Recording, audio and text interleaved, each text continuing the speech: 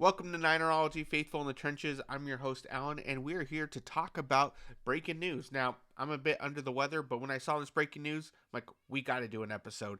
We are 2 days before the new league year begins, 1 day from the legal tampering period, and late breaking news came out tonight that Arik Armstead is about to be released from the 49ers. Now, according to Matt Mayoko, he tweeted out that the 49ers did attempt to reach out to Arik Armstead and his camp about a potential restructure to be able to keep him on the team. He is heart and soul, but he was just getting paid too much money. In fact, he was third on the salary for this upcoming year, only behind Trent Williams and Deebo Samuel.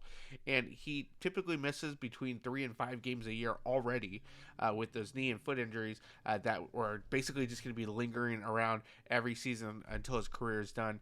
And the 49ers tried to make it work. He did not want to make an adjustment on his pay.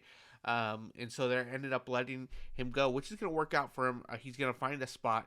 I'm hoping that maybe he'll come back and they'll be able to work something out. But right now, he is going to be released, and my assumption is going to be a post-June 1st designation. And that puts the cap savings, about $18 million with a $10 million cap hit. But that does give them significant savings, not just this year, but also in the coming years when other salaries are going to start catching up.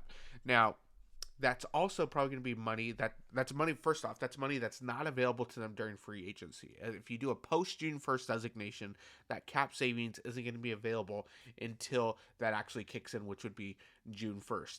And so my assumption is they're going to use that money and that cap savings for Brandon Ayuk, which is typically when these contracts start coming to fruition, is starting getting ready to come to training camp, and that offseason's already kicking in. You got those OTAs, and so they're probably going to try to use that to go ahead and secure Brandon Ayuk instead of having him play on that fifth-year option. Because even extending Ayuk, that's going to save about $10 million from the cap. So look forward to that. Now the question is, there's going to be a huge hole on that defensive side. You already had 6 to 7 free agents on that defensive line, so it was already an area of need, especially opposite of Nick Bosa.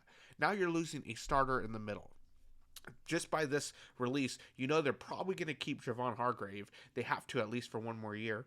And so who's going to go ahead and fill that other side? Well, my guess is none other than a familiar face in DJ Jones. Now, the Broncos have been trying to play a little hardball there, trying to see what trade suitors they're going to get. But my guess is they're going to go ahead and release him.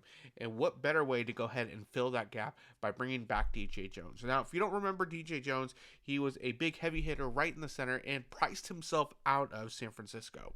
And so he ended up getting a nice contract with Denver. And so my assumption is that now we're going to go ahead and see DJ Jones potentially back with the 49ers. And so keep an eye out for that. But we are just less than 24 hours away from the legal tampering period. I think we're going to have a lot more news. Potentially Kyle Juszczyk will be approached by the 49ers about a restructured deal, and we'll see what happens.